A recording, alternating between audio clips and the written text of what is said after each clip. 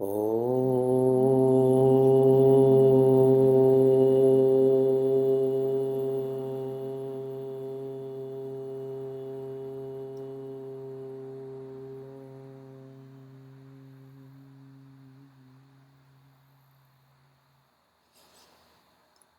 Om Sahana Vavatu Sahanau Bhunaktu Sahaviryam Karavavahai Tejasvinavadhitamastu ma vidvishavahai. Om Shanti Shanti Shanti. Hari Om and good morning from London. In the nature of the work that I do, I get to travel around quite a bit by plane, by car. And when I drive by car, I like to observe different signs, specifically how people create strong outreach channels. So I saw this one sign that said, "We all make mistakes." And they spelt mistake wrong. We all make mistakes, and they spelt mistake wrong. Now tell me, how many of you have never made a mistake before? By a show of hands, that you've never made a mistake before. And if you're putting your hand up, then we can start. You can start with that, correct? When we make a mistake, how do you respond to that? And really, there's only two ways you can respond to a mistake. Either you succumb to that mistake or you accept that mistake. And I'll explain.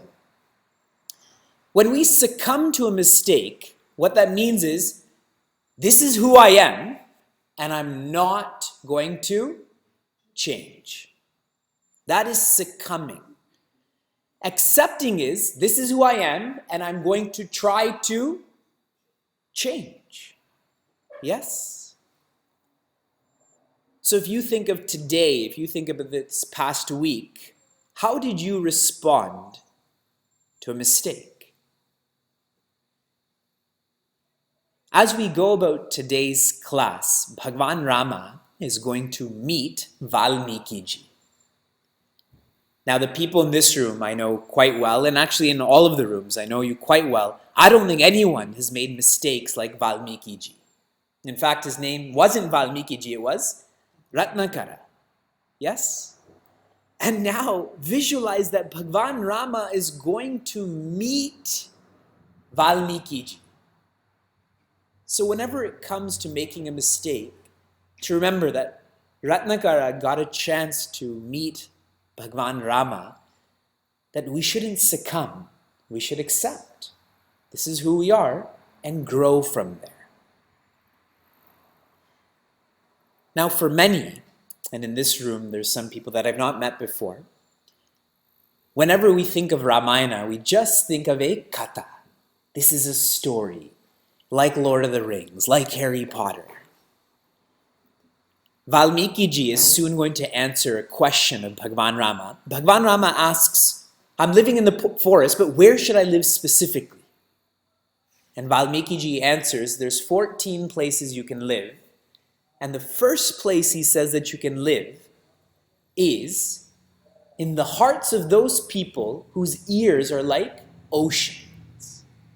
That they can keep on hearing more and more and more, listening more and more and more about Bhagwan, about development, and never be overfilled by that.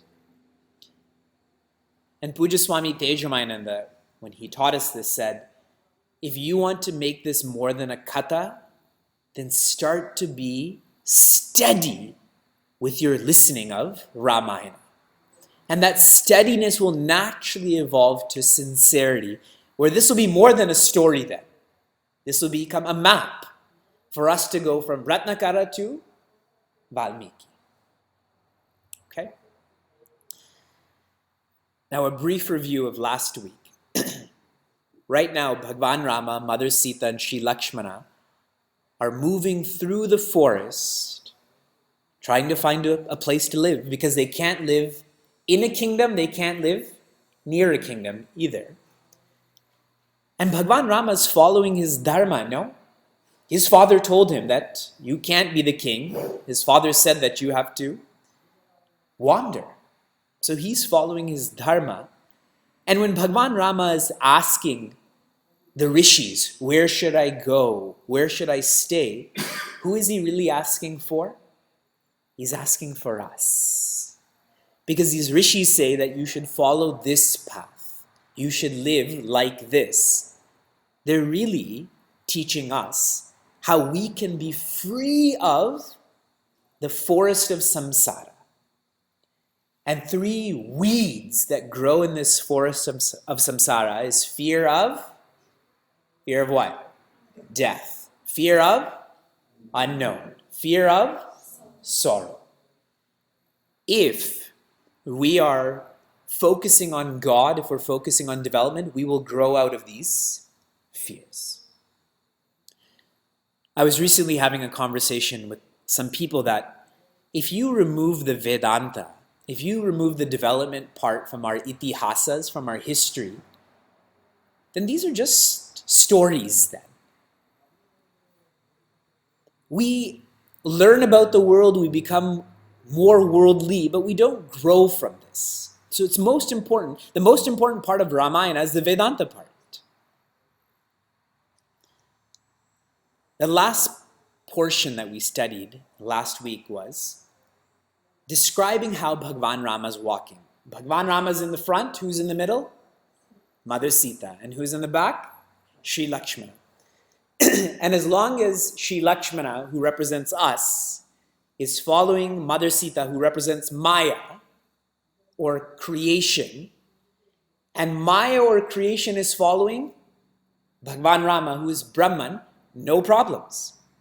But the problem begins when Maya sends away Brahman. When the jiva disassociates from Brahman. Now we're going to see that happen later. When Mother Sita sends away Bhagwan Rama, correct? When Mother Sita sends away Sri Lakshmana, who enters the scene at that time? Ravana.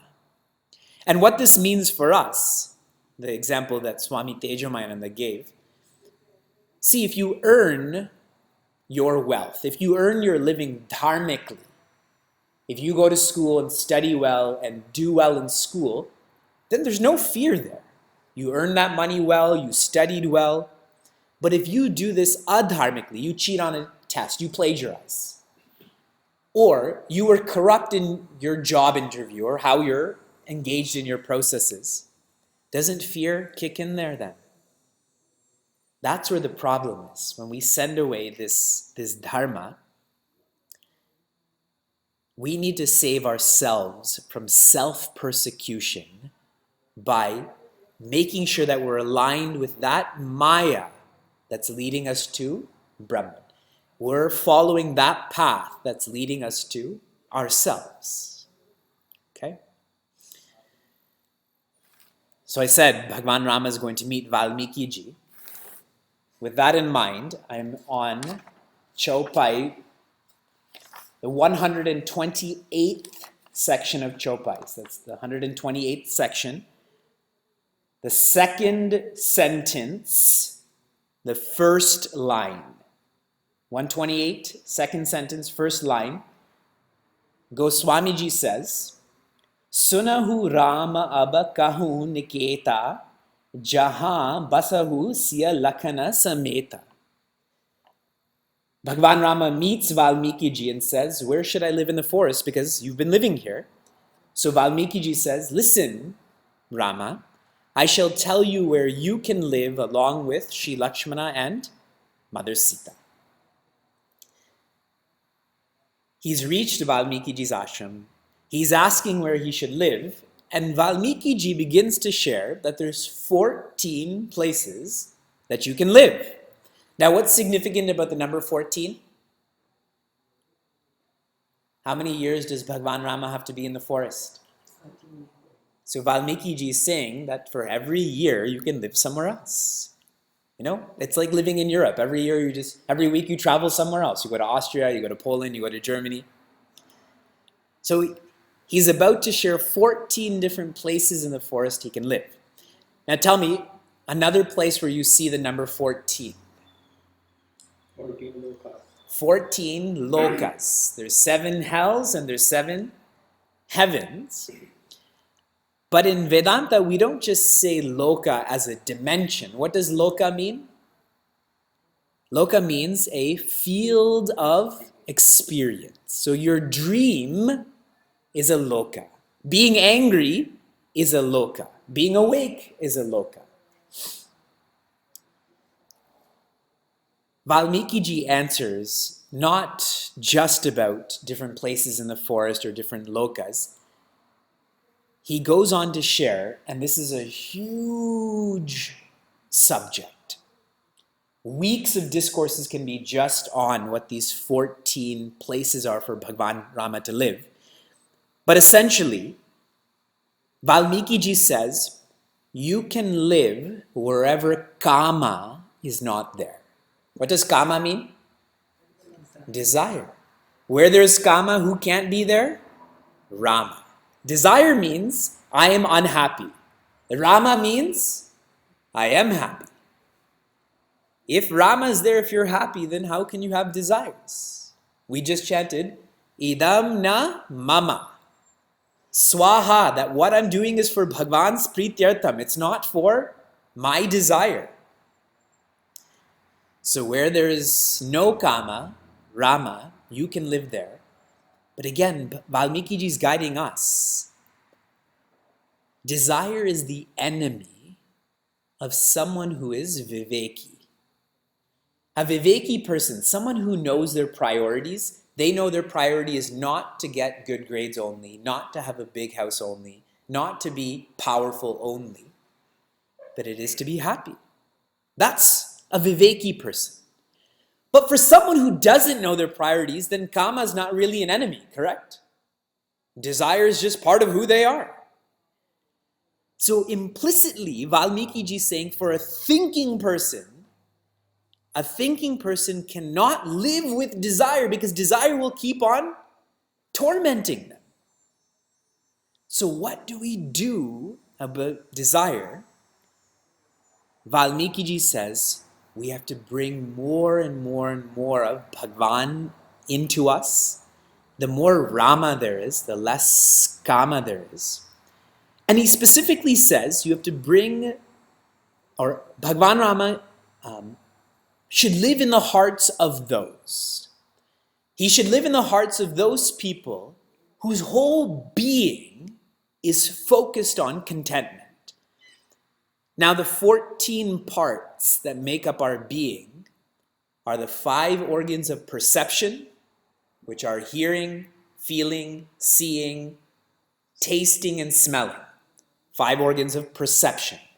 And where there's perception, there's also response, or the 5 organs of response. Speaking, holding, walking, procreation, and excretion. Okay? Sound is better now? Because I'm using a mobile Wi-Fi, can I ask all of you to turn your videos off then? Maybe this will become more seamless then. And now I'm solely depending on you to type in if you can't hear me, okay? So please turn your cameras off.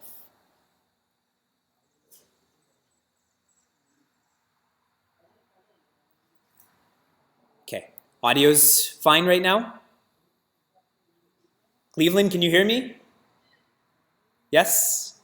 Okay. So 5 organs of perception, 5 organs of response, and who's the boss of perception and response? You need 4 more. The antakarana, which is your software, which is your memory and mind, and your ego and intellect. So Valmiki shares here, you should live in the hearts of people who have ears like an ocean, that they keep on listening to your glories. He says that you should live in the hearts of people whose eyes are like a chataka pakshi. This is a special type of bird in Indian poetry that's always looking for rain. You should live in the hearts of people whose tongues are like a swan. What is a swan known for? Being able to discriminate between water, which is less important, and milk, which has more essence to it. And so much is listed. You should live in the hearts of people who treat other people's wives and husbands as their mother. You should live in the hearts of people who treat other people's wealth as poison. Yet someone who has no jealousy. You should live in the hearts of people who are empathetic. People who are empathetic. When someone's happy, they're happy with them. When they're sad with them. We do the exact opposite. When someone's happy, we're sad. When they're sad, we're happy, correct? So these are the different lokas that Valmiki ji encourages Bhagwan Rama to live in. But who is he really encouraging? Is he encouraging Bhagwan Rama or is he encouraging us? So many different places. And you know what the 14th loka or the 14th abode that Bhagwan Rama can live in? Someone whose only love is Rama. Rama comes from the root Ram, R-A-M, not R-U-M. R-U-M. Ram means to rejoice. For someone whose only priority in life is independent joy, naturally Bhagwan Rama is going to live there. And when Bhagwan Rama hears all of this, he feels so happy that he has lots of places to live. Because right now, where is he living? He's living in our hearts, correct? And at 12 o'clock, then he'll leave our leave our hearts. But for the time being, he's living here.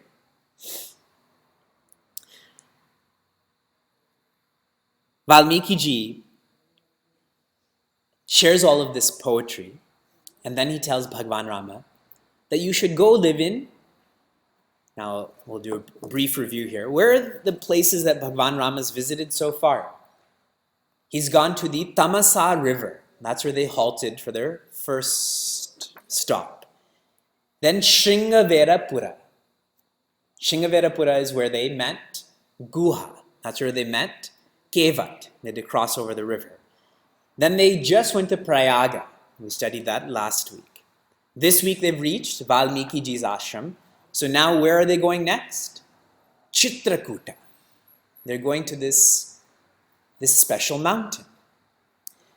So with that, I'm now shifting to the 142nd section of Chopais. That's 142.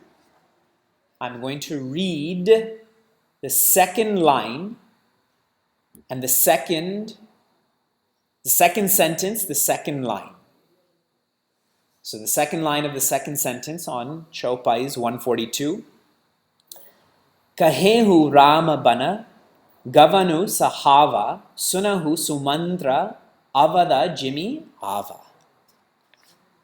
Goswamiji says that I've shared with the readers, he's shared with all of us how Bhagwan Rama has reached Chitrakuta.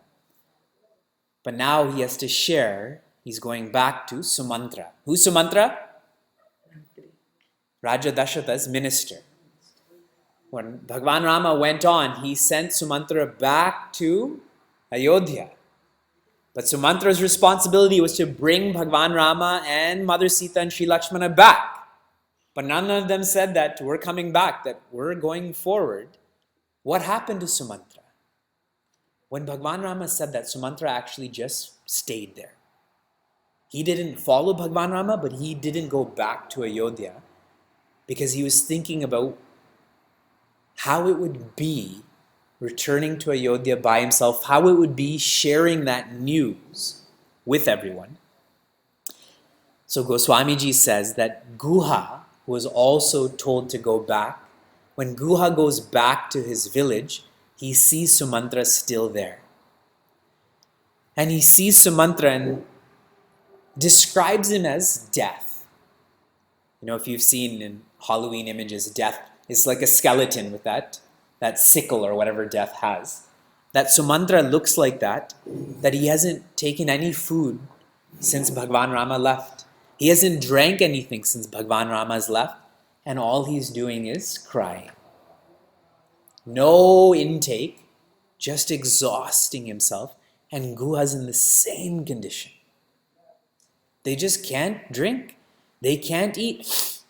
And if you think about this more deeply, is when we're unhappy, we may be eating and drinking. Actually, people eat and drink more. But you're not really eating or drinking in a pleasant way. We're doing it in more of an escaping way. So Guha sees Sumantra, and Guha tells Sumantra that you have to follow your dharma. You have to go back and do what Bhagwan Rama said. So Sumantra waits until it's dusk. Remember that this is back in the day. They didn't have electricity. That's why we celebrate Deepavali, that they all lit Ayodhya up with these diyas. He went at dusk when it's very hard for your eyes to adjust. Even when driving on a highway, that's a dangerous period because it's neither light nor dark. So he waits till it's dusk, and then he leaves his horses and chariot at the gate. Because if he rides in the kingdom with them, that people will be drawn to him. So he leaves that at the gate and in a stealth-like way reaches the palace. But now all the citizens, remember the citizens followed Sumantra. So when they were sent back, they were still waiting for Sumantra to come back. So it's almost like you're expecting a guest. You keep looking at the window, correct? You keep hearing the doorbell. So all of the people in Ayodhya are like that. And when Sumantra entered the palace, all he could hear was Ram, Ram, Ram. Who was saying that? Raja Dasharatha. Collapsed on the floor. The only word that he's saying is Ram, Ram, Ram.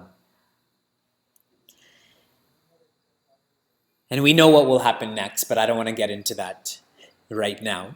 So I'll bring some Vedanta into this whole scenario. For someone who's sensitive, when they don't have joy in their lives, they stop everything and focus on that joy. They don't escape through eating, through drinking, through working, through vacationing. There's no escapism for someone who's sensitive.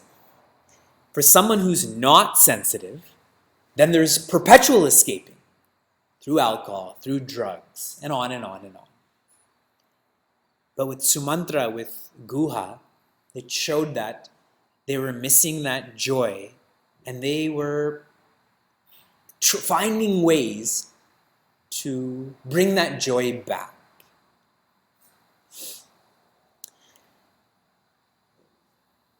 And when we think of the people in the kingdom, when we think of Raja Dasharatha, those people who are not working hard and smart on bringing joy into their lives, they're essentially dying, aren't they? For someone who's not working on bringing independent joy into their life, their body is alive, but their mind is dying. And it's almost like we become more and more desensitized to that. Swami Tejamananda has often shared, a happy slave is the worst enemy to freedom. When I'm bound so much, I don't even remember when freedom happened.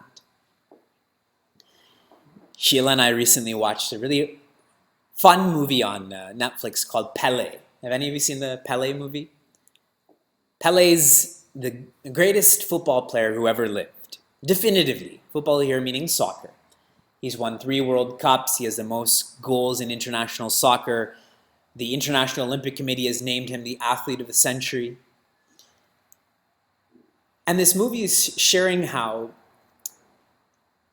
the way that soccer, the way that football was originally played in Brazil, it was very much of an African tradition because so many people from Africa were brought to Brazil to work the fields there.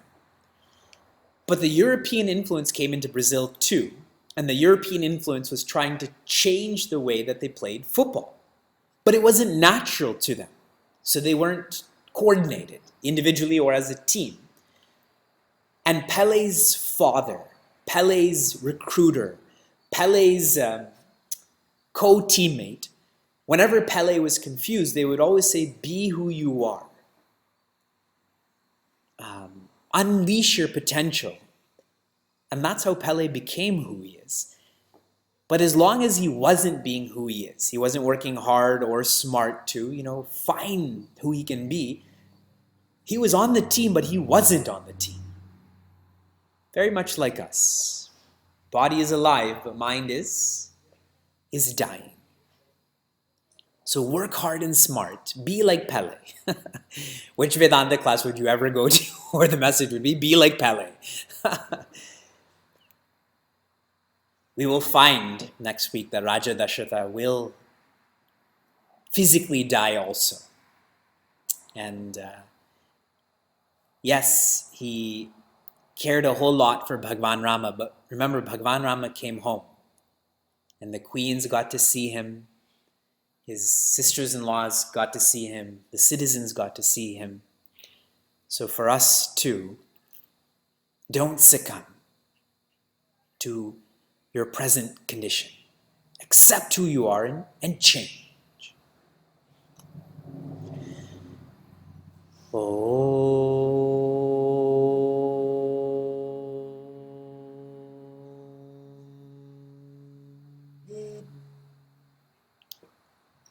Narayana.